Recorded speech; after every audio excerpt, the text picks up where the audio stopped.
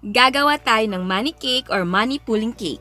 At syempre, ito ay no-bake. And yes, kahit anong cake ay pwede.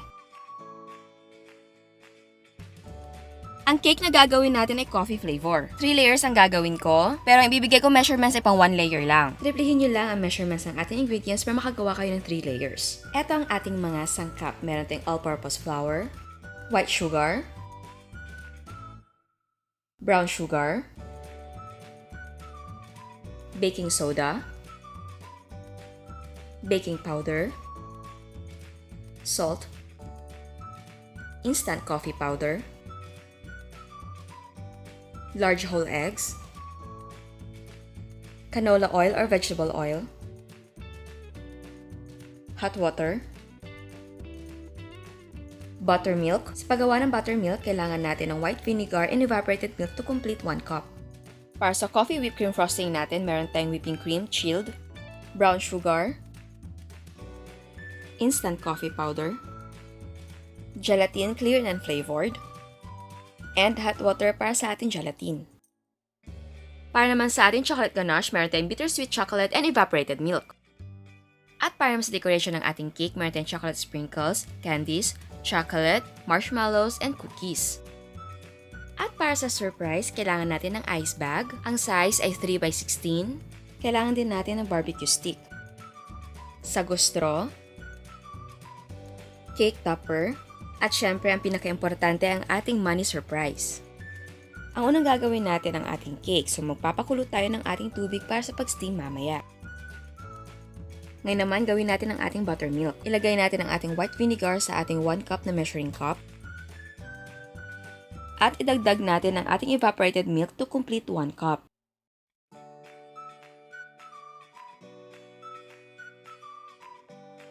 And then set aside.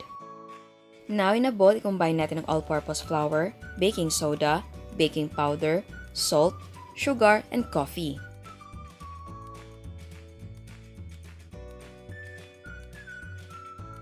And then mix well. In a separate bowl, combine eggs, buttermilk, and oil.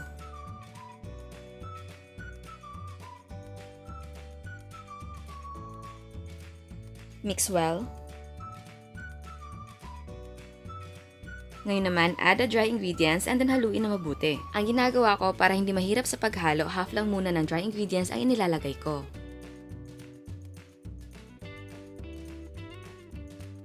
And then add the other half. Add hot water and mix well.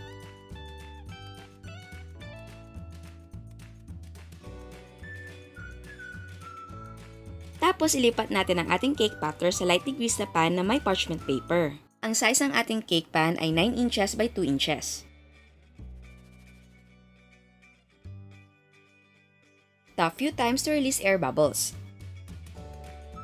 And then, steam natin siya for 25 to 30 minutes over medium heat. At huwag kalimutan na i-wrap ang lid with clean cloth para hindi matuluan ng tubig ang ating cake.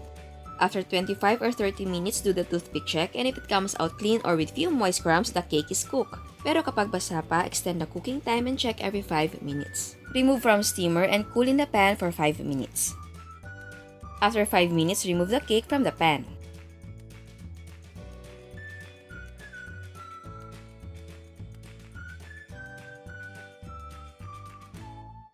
Peel the parchment paper off. And then cool completely. Para naman sa second and third layer ng ating cake, just repeat the steps.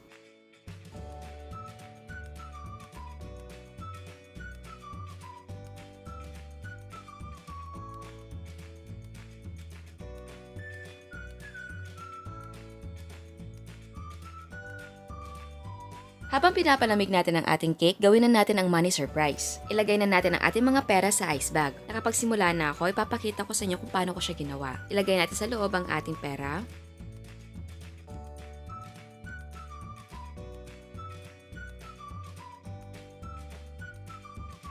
At iseal natin. Dahil wala akong sealer, gagamit ako ng mosquito coil. And yes, pwedeng gumamit ng kandila or kung meron kang ibang idea na pwedeng iseal yung ating plastic. Dapat maingat lang tayo para hindi matamaan ng papel.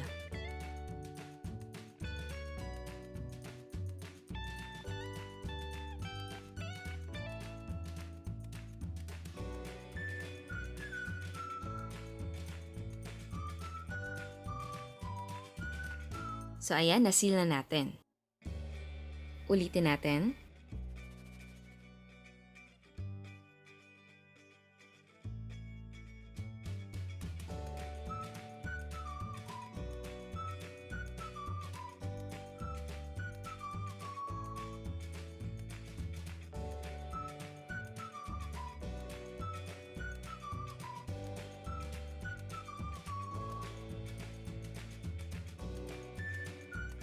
At eto na siya.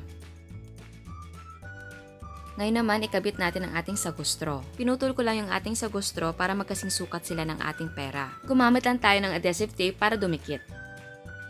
And now, bubutasan na natin ang ating cake. Sukatin lang natin para alam natin kung gaano kalaki ang butas na gagawin natin.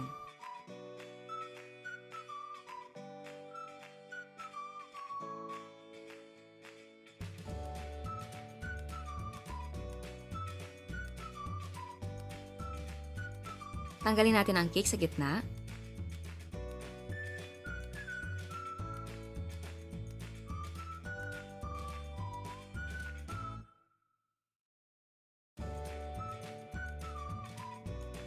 So ayan, may butas na ang ating second layer. Butasan naman natin ang ating third layer. Ang ginawa ko, inilagay ko muna ang ating third layer sa ilalim ng ating second layer para alam ko kung saan ako magbubutas. Ang butas na gagawin ko ay maliit lang, parang butas ng alkansya.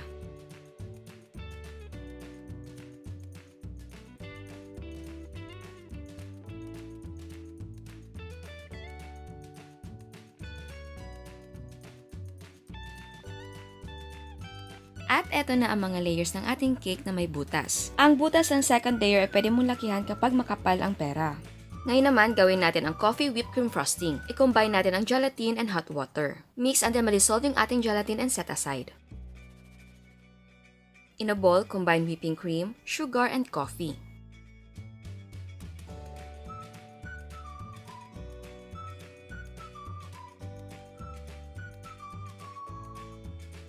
Tapos i-whip natin until soft peaks form.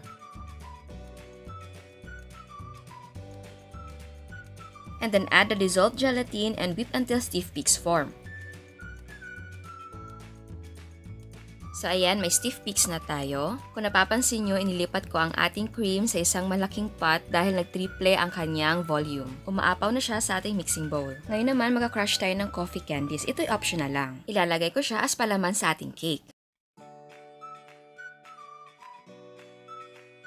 Ito na ang ating crushed coffee candies.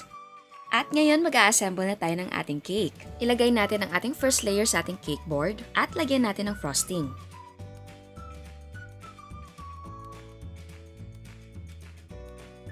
Maglagay tayo ng crushed coffee candy sa ibabaw. Ngayon naman, ipatong natin ang second layer. Punasan na muna natin ang nakabalot na pera para malinis. At i-rolyo na ito. Itusok na natin ang ating barbecue stick sa gilid ng ating cake kung nasaan ang butas. At isabay na rin natin ang nakarolyong pera. At continue ang pagtusok hanggang makatawid ang ating stick sa kabila. At siguraduhin hindi tabingi.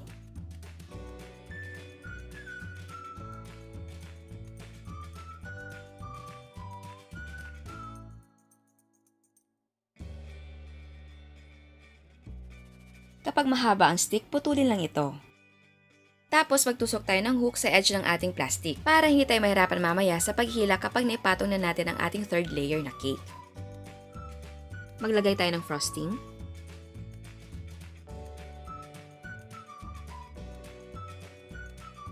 At ipatong na natin ang ating third layer. Ipasok mo ang hook sa butas para madali mo siyang makuha sa taas.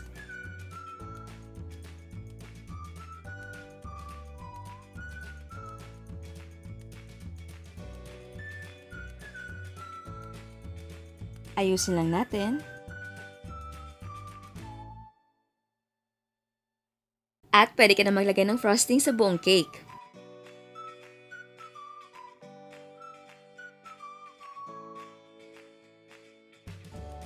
I-chill na muna natin ang cake for 20 minutes. Ngayon naman, gagawa tayo ng chocolate ganache. In a pan, combine chocolate and evaporated milk. Cook over low heat until mag-melt yung ating chocolate and smooth. So ayan, tapos ang ating ganache. Palamigin na muna natin ng konti bago natin ilagay sa ating cake. Kapag medyo malamig na, spread natin siya on top of our cake.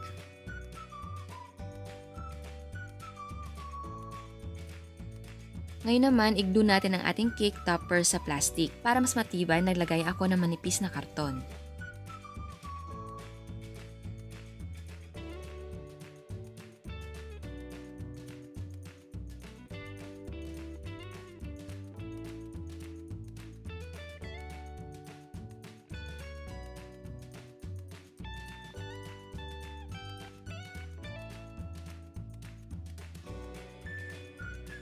At pwede na tayo mag-decorate ng ating cake.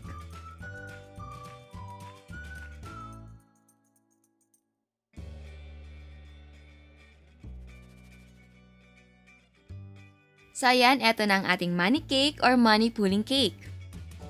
Napaka-inosente ng cake natin, parang walang surprise ano? At bago natin i-reveal ang surprise, as if hindi nyo alam na may surprise, sa hindi pa nakasubscribe, please subscribe sa ating YouTube channel and please click the notification bell para ma-notify kayo sa mga bagong uploads. And now, the exciting part.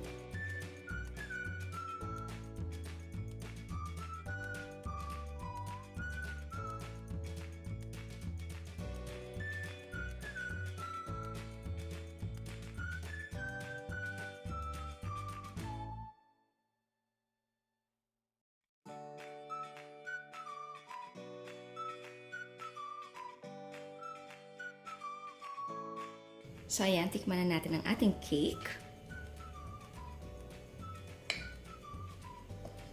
God, napaka-moist ng cake natin. Wait. Ayan. Ang sarap. Mocha, coffee, yum. At ang sarap niya kapag may chocolate ganache also. Bagay din with chocolate ganache. Or chocolate frosting. Bagay siya chocolate frosting din. Sarap. Napaka-moist ng cake. Yum.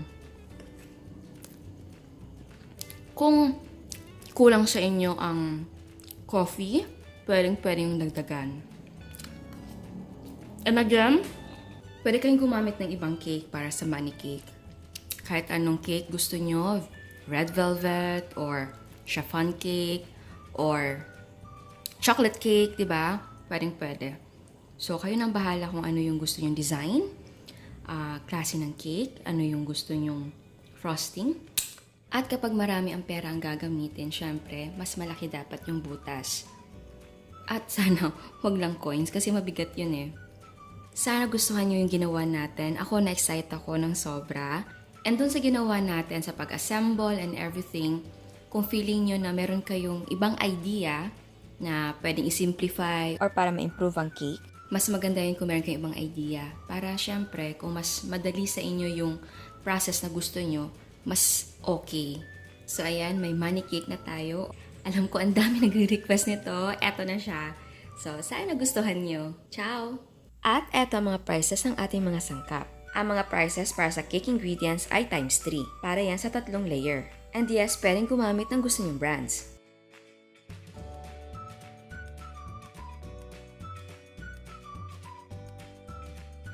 Ang total cost ay 532 pesos and 47 cents. Hindi kasama sa total cost ang inilagay natin pera sa cake. So ayan, sana gustuhan nyo ang recipe natin ngayon. At bago ako magpaalam, meron tayong another dose of inspiration. Eto ang mga gawang cake ni Miss Lily.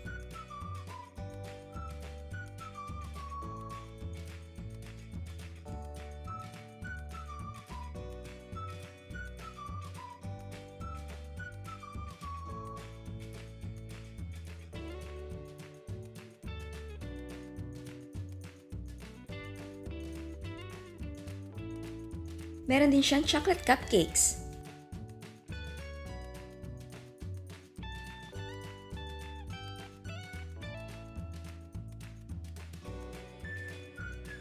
Puto cheese.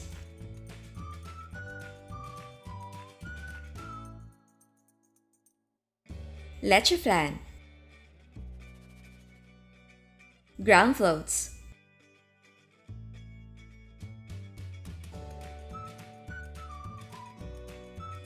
dulce de leche,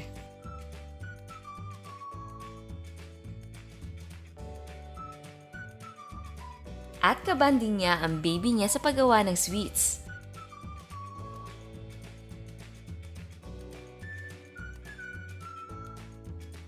Eto naman ang chocolate crinkles ni Miss Marilu. Meron siyang Milo ice cream. At meron siyang mga cakes.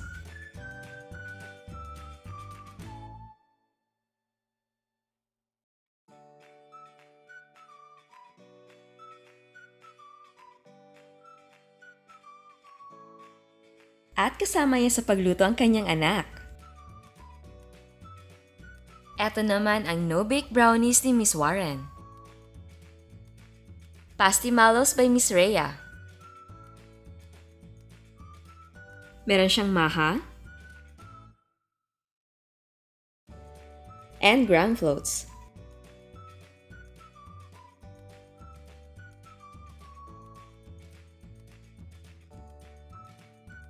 At tumutulong din ang kanyang mga anak sa paggawa ng mga ground floats. Nakakatuwa talagang tignan kapag yung mga kids marunong na sa kusina. Again, thank you sa pagpapadala ng mga photos ninyo. And don't worry, yung ibang photos na pinadala ilalagay natin sa next recipe video natin. So ayan, thank you for watching and please subscribe sa ating YouTube channel. And please click the notification bell para ma-notify ka sa mga bagong uploads. And please don't forget to like our Facebook page and follow us on Instagram. Thank you!